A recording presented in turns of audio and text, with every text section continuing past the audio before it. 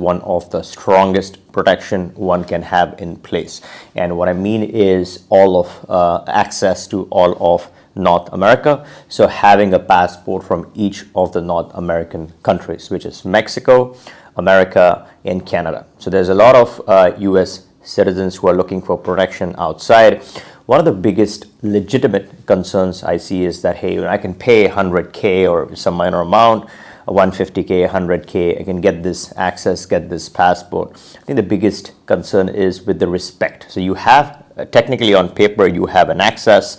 It should work in theory, but once you go, you experience your visit, when it comes to the respect or letting you in, I think there are situations where they're curious. So they ask you, how did you get this, or do you pay for this, or there's some bias associated with paying for something and getting it very easily. So that kind of access, in my opinion, is slightly different. In theory, it should not work like that, but when we're talking humans and we're talking perspectives, it's more than just a piece of paper. It's just like universities, right? You have tons of universities, fewer Ivy League, and there is more respected. So when you go with a Harvard or a Stanford degree, getting a job is different than, let's say, you're going with a local state university degree. Although in theory, both provide quality education, there should be no difference, but there still is. The same, I think, is with the reputation with your travel documents. So certain travel documents are always regarded with respect, and certain travel documents are subject to more questions, more scrutiny. So when you are purchasing something which is readily available, which is cheap, again, it comes with its own factors that you need to take into account. Maybe more questions, maybe more scrutiny at the port of entry. So let's talk about why would someone need a MAC protection. So let's assume you're an American or soon to be an American. You're looking for protection outside. You're looking for access, similar access, equal access, and respectable access. So when you talk about respect, I think a Canadian passport is equally respected as an American passport. It is really identical in terms of its access and ranking. They both rank at number 9 on the Henley and Partners Index. Canada gives you direct access into America, so you have direct access back to the US. So in future, if you want to continue being a US citizen, great. But in future, if you don't have an American citizenship, or if you lose the American citizenship, then Canada gives you access back to the US. So you are protected with a respectable passport with access to other countries. But when it comes to coming back to the US, you have a straightforward path that you can re-enter. Maybe you have family in the US. Maybe they want to visit you. It's very easy for them to visit you in Canada. So that makes the Canadian passport quite unique. Two main things. One is it does not have any citizenship-based taxation. It talks about it changing and all of that, but as of now, I don't see any changes on that front. It is what it is, and there's only one or two countries that have which are exceptional. But in case of Canada, they don't have citizenship-based taxation. So having an access or having a passport from Canada does give you that good, solid, equivalent citizenship like an American citizenship without the hassle of reporting from overseas if you're not living there. So that's the reason why I think a Canadian option is great. On the other hand, when you talk about Mexico, that gives you further diversification, further protection. So the real estate in Mexico is quite cheap. Operations in Mexico are run quite cheap.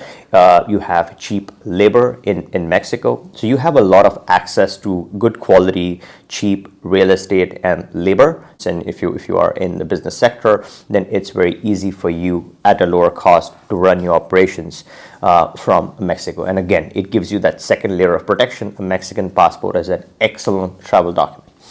So that makes Mexico quite valuable. Before it was about dual citizenship, but now a lot of people are interested in having 3 citizenship, which gives you that added peace of mind, added protection. So I think in that sense, a Canadian and a Mexican combination works really great.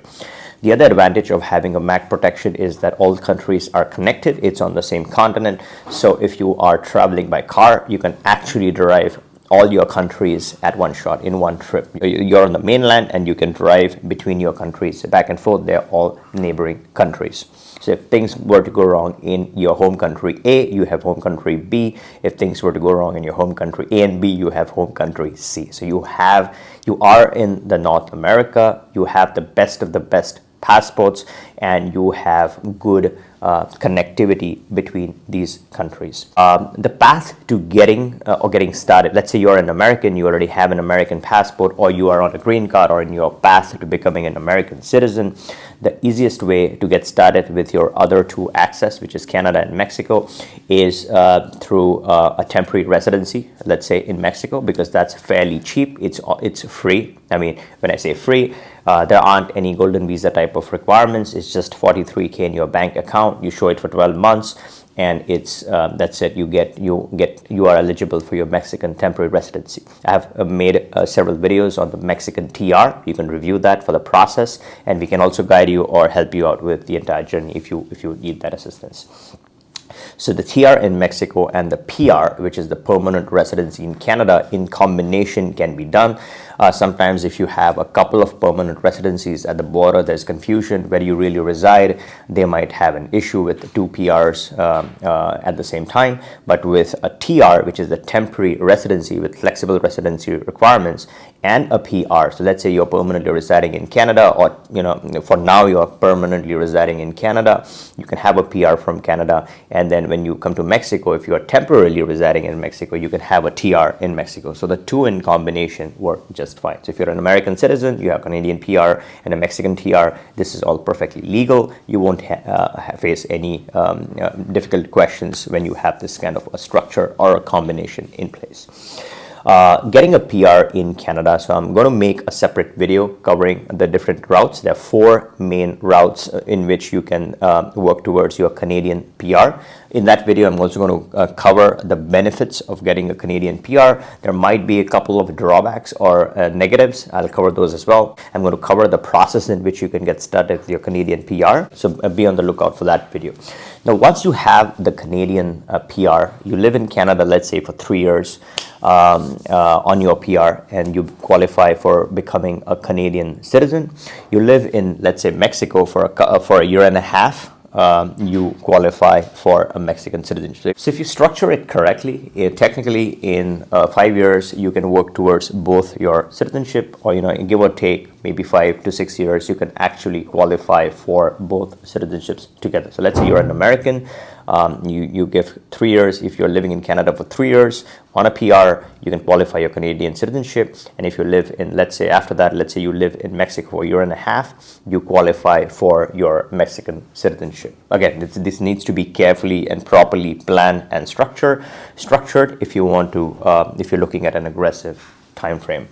Now, the unique feature of the Mexican TR is that it's flexible, so there's no minimum fixed residency required, and that can go up to 4 years. So that gives you time for investing in Canada and complying with your requirements in Canada, so you can then obviously work towards your Canadian option. So once you're done with your Canadian option, maybe if you decide to move back, then you always have this option of completing your Mexican and getting your Mexican option as well, the passport as well.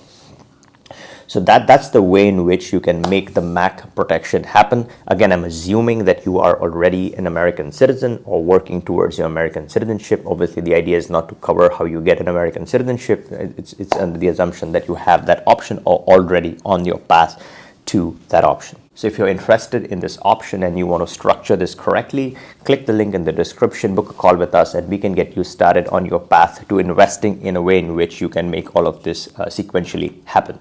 Hope you liked this content. If you did, click the bell notification and subscribe so you get access to new videos as they are created. And until next time, you take care. Goodbye.